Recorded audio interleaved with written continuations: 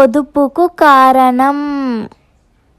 Hi friends, welcome back to our channel DS kids. ఈరోజు నేను మీకు ఒక మంచి కథ చెప్పడానికి సిద్ధంగా ఉన్నాను. ఆ కథ ఏంటో వినడానికి మీరు సిద్ధంగా ఉన్నారా?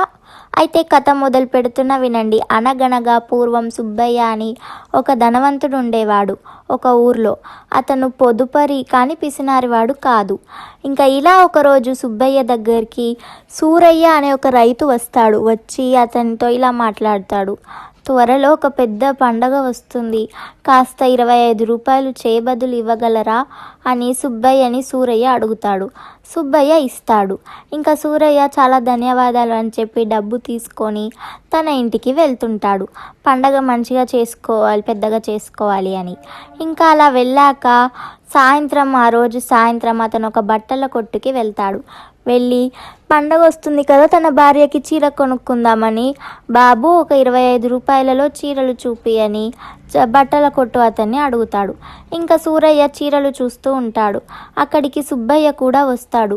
సుబ్బయ్య కూడా వచ్చి ఆ బట్టల దుకాణం అతనిని, బాబు ఒక 10-12 రూపాయలలో చీరలు చూపించవా అని అడుగుతాడు తన భార్య కోసం. ఇది చూసిన సూరయ్య సుబ్బయ్యతో ఇలా అంటాడు, ఏంటి సుబ్బయ్య గారు, మీలాంటి ధనవంతులు ఇలానా? ఇంత తక్కువగా చీరలు తీసుకునేది? కొంచెం ఎక్కువగా పెట్టి తీసుకోవచ్చు కదా, మీరు ధనవంతులే కదా అని కొంచెం హేళనగా మాట్లాడతాడు. ఇంకా సుబ్బయ్య ఏమో ఇలా అంటాడు, అలా ఏం లేదు, ధనం ఉంది కదా అని విచ్చలవిడిగా ఖర్చు చెయ్యలేం కదా సూరయ్య. ఎవరైనా వచ్చి పెద్ద పండగ వస్తుంది, 25 రూపాయలు చెయ్యి బదులు ఇవ్వమని అడిగితే నేను ఎక్కడి నుంచి తీసుకురా అని చెప్పు అని అంటాడు Subbaiah.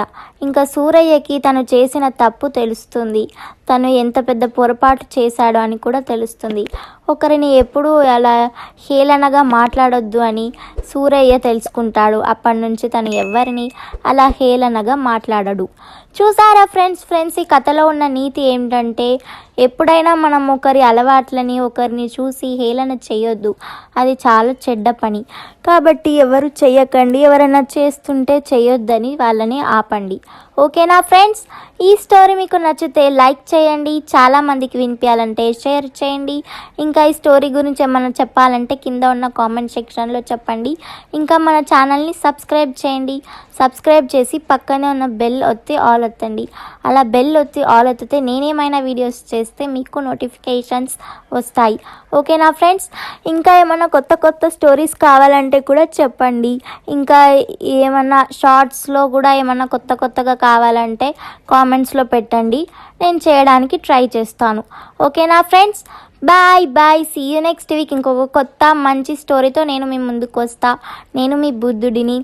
Bye, see you next week.